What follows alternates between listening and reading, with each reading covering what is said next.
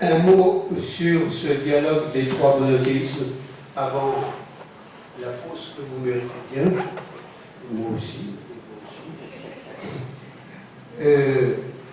Tous les croyants en un Dieu personnel, créateur, libérateur, découvrent leur responsabilité historique à l'égard de l'homme créé à l'image et à la ressemblance de Dieu. Nous sommes convaincus en particulier de la nécessité d'assigner un fondement radical à la doctrine des droits de l'homme, doctrine fondée sur la reconnaissance de la dignité de la personne humaine. D'autre part, face à l'incroyance moderne, face en Europe et en Amérique du Nord surtout, à la fascination de l'Orient, des grandes traditions religieuses de l'Orient, et donc de l'agnosticisme quant à la nomination de Dieu.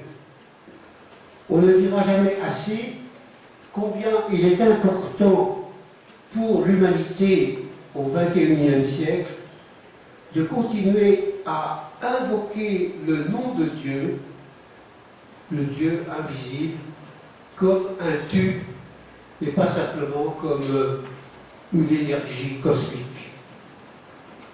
Même au plan beaucoup plus difficile du dialogue proprement doctrinal, nous commençons à dépasser les préjugés inscrits dans notre inconscient collectif de chrétiens. Alors que les théologiens chrétiens découvrent les racines juives du christianisme naissant, beaucoup de penseurs juifs se passionnent pour le personnage de Jésus comme prophète et sur son enseignement. Certes, au cœur même du dialogue avec le judaïsme ou avec l'islam, des obstacles souvent insurmontables subsistent, surtout à propos de l'incarnation indissociable du mystère du Dieu trinitaire.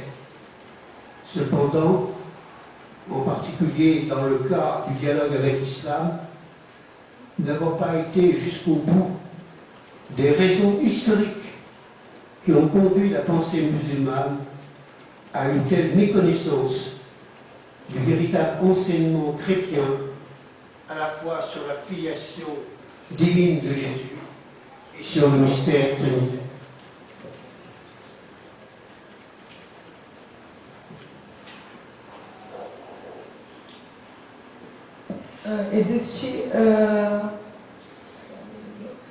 Todos os criadores descobrem a responsabilidade histórica no que diz respeito ao homem enquanto imagem e semelhança de Deus. Existe então uma doutrina de reconhecimento da deidade da pessoa humana. Na Europa e na América do Norte já começa a existir um agnosticismo no que diz respeito à nomeação de Deus, como se chama Deus. E no século XXI, continua-se a invocar o nome de Deus não simplesmente como energia cósmica, mas como uma entidade. E mesmo nos planos mais difíceis, o diálogo doutrinal continua a superar preconceitos inscritos na consciência coletiva dos cristãos. Temos, por exemplo, o exemplo de que muitos pensadores de Deus se apaixonam pelo personagem de Jesus enquanto profeta e pelos seus ensinamentos. Existe também um diálogo com a cultura muçulmana, no sentido das razões históricas que conduziram a diversas ideias sobre a filiação de Jesus e as origens e suas origens.